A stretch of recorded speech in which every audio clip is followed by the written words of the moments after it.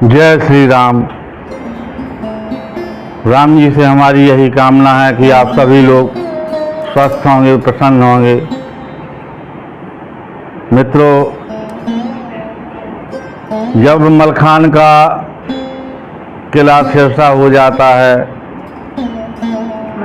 और फिर उसका ब्याह कोट कसौली में राजा गजराज सिंह की पुत्री के यहाँ हो जाता है, तब वह एक भोज करता है अपने नगर में और माहिल को आमंत्रित नहीं करता, जिससे माहिल ये मन में अनुमान लगाते हैं कि ये तो बहुत अधिक घमंडी हो गया। जबकि मलखान ने निमंत्रण सिर्फ इसलिए नहीं किया था कि ये यहाँ आएंगे तो कुछ ना कुछ इधर उधर करेंगे, तो वो जा करके दूसरे एंगल से सोचते हैं कि इन्होंने मेरा अपमान करने के लिए मुझे निमंत्रण नहीं दिया और इनका अभिमान मैं कैसे ख़त्म करूं। अगर इनकी कहीं पर बेइज्जती हो जाए तो निश्चित ही इनका अपमान खत्म हो जाएगा। ऐसा सोच करके माहिल अपनी लिली घोड़ी तैयार करवाते हैं और कई देशों की यात्रा कर डालते हैं। कोई राज्य नहीं बचता जिधर पे जाते नहीं माहिल, और जैसे ही प्रस्तावना डालते हैं आल्हा उदल के संबंध में, सभी राजा हाथ जोड़ लेते हैं कि हम उनकी कोई चर्चा न करेंगे। तब अंत में निराश होकर जाते हैं वो लक्कड़ राजा कि यहाँ जो कुदरकोट का राजा है, पृथ्वीराज चौहान का वंशज है। तब वहाँ जाकर के राम जोहार होती है और लक्कड़ राजा बड़े सम्मान के साथ अपने पास बिठाते हैं। तब वो कहते हैं, माहिल आज बहुत दिनों के बाद आना हुआ, कहो कैसे आगमन हुआ है। आज तो बंगला के भाग्य खुल गए जो आप आए। तब माहिल कहता है कि हमें कान कुब्ज ने भेजा है, क्योंकि पारस से किला छुड़ा लिया है मलखान ने, और इस बात से बहुत अधिक नाराज हैं कान। उन्होंने कहा है कि तुम वरदानी हो शिव शंकर के, तुम कोई भी काम कर सकते हो, जो असंभव भी है तो संभव हो सकता है तुम्हारे लिए, और तुम ऐसा कुछ करो कि जिससे बनाफरों की नाक कट जाए। तब लक्कड़ राजा कहता है, ऐसा क्या कर सकता हूं मैं। तब वो कहते हैं, मलखान की पत्नी गजमोतिन बहुत अधिक सुंदर है, ऐसा लगता है जैसे सांचे में भगवान ने केवल उसी को बनाया है। ऐसी अद्वितीय सुंदरी को अगर तुम ले आओगे तो तुम्हारा जीवन भी आनंदमय हो जाएगा, साथ ही साथ बनाफरों की नाक कट जाएगी। वैसे भी माहिल की एक खूबी है कि कब कौन सी बात कहनी है और किससे कहनी है, ये वो खूब जानते हैं। और जब वो लक्कड़ राजा को कुछ प्रसन्न देखते हैं इस प्रस्ताव पर, तब वो कहते हैं, ऐसा सुंदर रूप आज तक में मैंने नहीं देखा कहीं, जैसी वो गजमोतिन है। अगर ये आप कर सकें तो काम तो कठिन है, लेकिन आपका नाम भी हो जाएगा। तब लक्कड़ राजा कहता है, ये मेरे लिए कोई बड़ी बात नहीं है, क्योंकि मैंने 12 साल तक शंकर जी की उपासना की है और उन्होंने मुझे प्रसन्न होकर के वर मांगने को कहा था। तब मैंने कहा महाराज आप जो उचित समझें वो वरदान दे दें।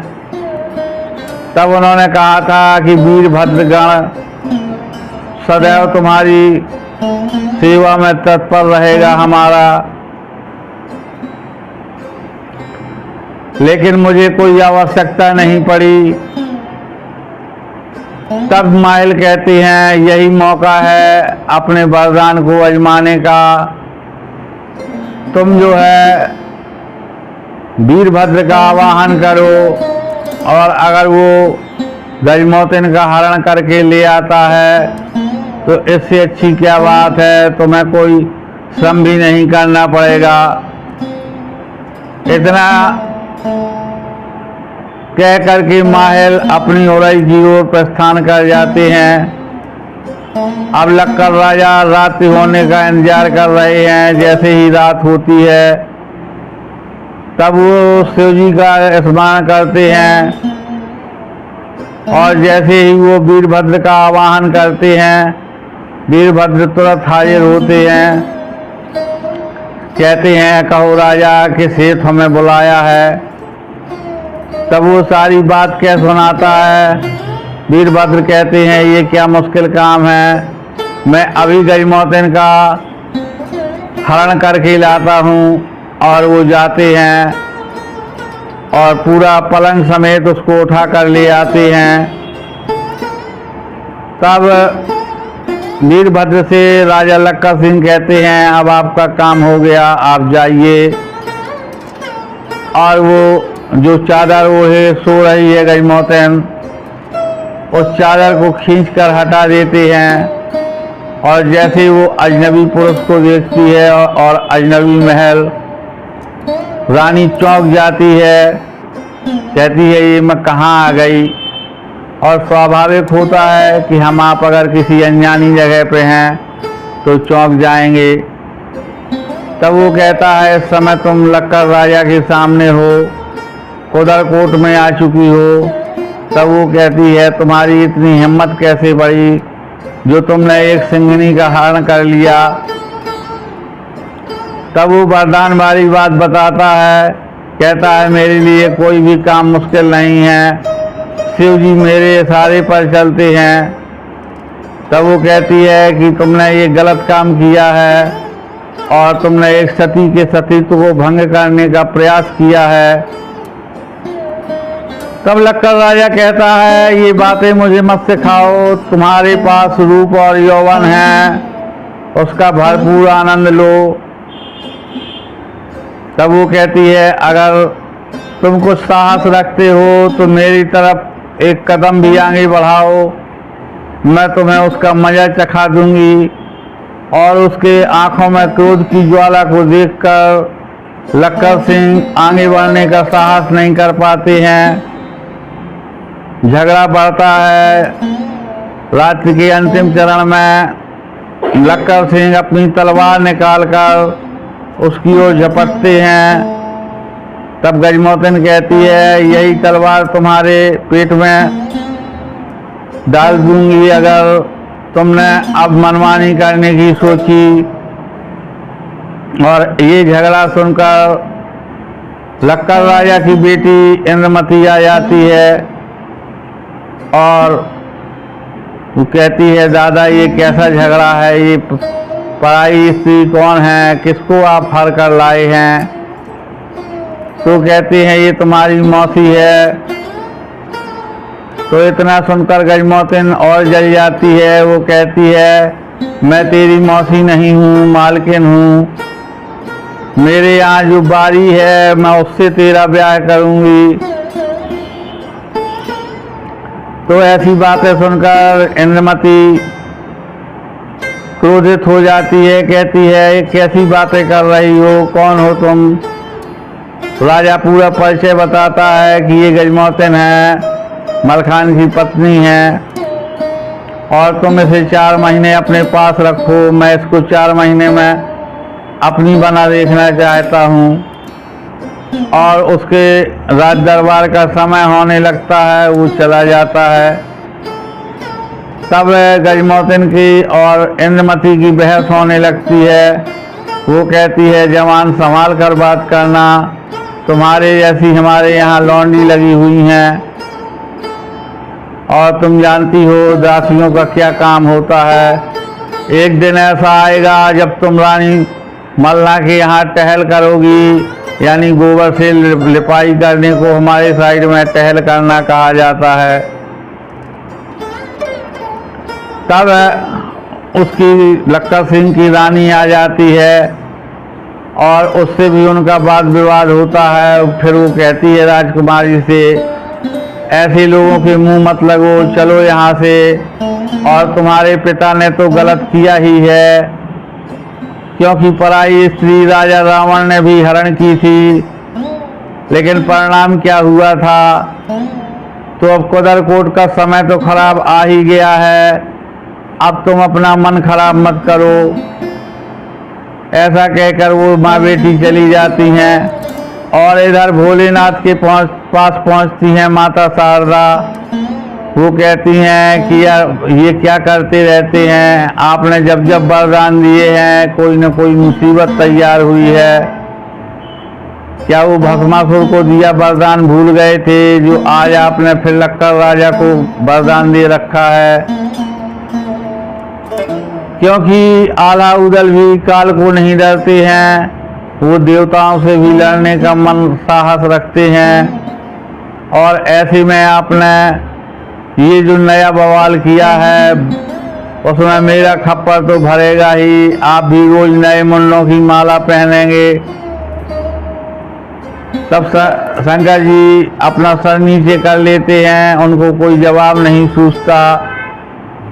और इधर प्रातः काल होते ही मलखान जैसे ही जागते हैं तो वो गजमोतिन को उसकी जगह पर नहीं पाते हैं। रानी बिरमा कहती हैं, बेटा ये क्या हो गया। तब मलखान काफ़ी प्रयास करते हैं और जब कोई पता नहीं चलता है तो वो सुलखान से कहते हैं, भैया सुलखे, तुम पूरी फौजों को संभाल के रखना, मैं जा रहा हूँ महुए। अब वहीं से कुछ पता चलेगा, कुछ नया जतन होगा। और जब वहाँ पहुँचते हैं सबको प्रणाम करते हैं, आल्हा और परमाल को। तब वो कहते हैं, भैया ऐसी अनहोनी हो गई। तब उदल कहता है कि भैया चिंता ना करो, जिस राजा ने ऐसा किया है उसका अंत समय आ गया है। आदि आदि बातें करता है और जाता है वो देवी के मंदिर में, हवन लगाता है, लौंग की माला पहनाता है, यानी जो देवी का पूजन है उदल करता है। तब वहाँ आभा बोलती है मंदिर में कि जो लक्कर राजा कुदरकोट का है वो भगवान शंकर का वरदानी है और उसने कैसी छल के साथ में तुम्हारी भाभी का हरण किया। सारी बातें उदल को ज्ञात होती हैं। देवा भी अपने सगुन के द्वारा ये बातें सही बताता है। तो मलखान कहते हैं, तो फिर तैयारी करो कुदरकोट की। आला कहते हैं, कैसी बात करते हो, कुदरकोट कोई साधारण जगह नहीं है, वो भगवान शंकर का वरदानी है। उसके 3 बेटे हैं जवान। आदि आदि बातें करते हैं जो वीरोचित नहीं थी। तब उदल कहता है, दादा क्या तुम्हारी बुद्धि भ्रम गई है, तुम्हें जरा भी शर्म नहीं आती है कि तुम्हारे कुल की बहू कोई ले गया और तुम ऐसी बातें कर रहे हो। क्या हम कोई छोटे मोटे जात वाले हैं, या हम कोई कुलहीन हैं, या हमारे बाजू में बल नहीं रहा जो दादा ऐसी बातें कर रहे हो। और उदल की बातें सुनकर ताला सैयद कहते हैं, आला उदल सही कह रहा है, इससे जो है देश कोष में तुम्हारी बहुत बदनामी होगी। तब आला कहते हैं, क्या किया जाए, क्या उपाय है, क्योंकि अनजान जगह है, भारी राजा है। तब ताला सैयद कहते हैं कि मेरे विचार से तो लाखन जागन सियानंद इन सभी को आप पत्र लिख दें, साथ में बौनाचूर को बुला लें, सुबिया बेल्ट को बुला लें, तभी काम फतेह होगा। इतना सुनते ही आल्हा पत्र लिखते हैं। जिन राजाओं ने जिस समय पत्र पढ़ा वो सारे राजा आ जाते हैं। रूपनवारी कन्नौज के लिए जाते हैं। वहाँ कन्नौज में बड़ी खातिरदारी होती है रूपन की, और लाखन राणा पत्र लिख देते हैं कि मैं आ रहा हूँ रूपन के पीछे पीछे। और ये पत्र पढ़कर उदल को बड़ी प्रसन्नता होती है कि उनके मित्र ने उनको जो है महत्व दिया। और इस प्रकार से सारी सेना तैयार होकर चल देती है कुदरकोट के लिए। और जब कुदरकोट कुछ दूर रह जाता है, लगभग 7 कोस, तब वहाँ वो गहरी खाई और झाड़ियों के बीच में अपना तंबू लगाते हैं, जिससे साधारणतया किसी की दृष्टि में ना आए। और फिर उदल कहता है कि यहाँ बैठने से काम नहीं चलेगा, हमें एक बार फिर सन्यासी बनकर पता लगाना है कि कुदरकोट में भाभी को कहाँ रखा गया है। तो सभी लोग उसकी इस बात से सहमत हो जाते हैं। तब ब्रह्मा, जागन, देवा, ताला सैयद, उदल, इस तरीके से सारे लोग सजते हैं, बाबा बनते हैं, सन्यासी का वेश धारण करते हैं। और तब मलखान कहते हैं आला से कि माहिल को नजर कैद ही रखिएगा, नहीं तो ये किसी भी छा जा करके भेद खोल देगा, क्योंकि इसके पास एक काम है चुगली करना। तब आला वचन दे देते हैं कि ठीक है, मैं इस पर नजर रखूंगा। और इस प्रकार से ये जोगी बनते हुए देवरी पर पहुंचते हैं। देवरी में सुबिया बेन का करिश्माई नाच देखकर जो वहाँ पर सैनिक लगे हुए थे सभी मोहित हो जाते हैं। और सुबिया के कहने भर से वो गेट खोल देते हैं। सारे जोगी महल के अंदर चले जाते हैं और ये अपना गाना बजाना करते चले जा रहे हैं। जो कल की आई हुई बहुएं हैं जिन्होंने कभी दरवाजे नहीं देखे थे, वो भी खिड़कियों में बैठी हैं। कोई कोई तो लाज शर्म को छोड़ करके योगियों के पीछे चलने लगी। मन में यही कल्पना है कि कहीं ऐसे हमारे पति होते जो कुंवारी हैं, वो इनके साथ घूम रही हैं। यानी एक ऐसा माहौल क्रिएट हो जाता है कि सबको केवल योगी ही अच्छे लग रहे हैं। जो छोटे बच्चे हैं वो बौना को छोटा सा देखकर उसके अटपटे रूप पर ही प्रसन्न हैं और उसके पीछे घूम रहे हैं। जो बड़े सयाने लोग हैं वो ढेवा के अघोरी स्वरूप को देखकर प्रसन्न हैं, क्योंकि ढेवा वहीं भूत भय से वर्तमान बताते जा रहे हैं। और ये उन्होंने सिद्ध कर रखा है कि ये बहुत बड़े संत हैं और इनके पास में ऐसा जादू है कि ये तीनों काल की विद्या जानते हैं।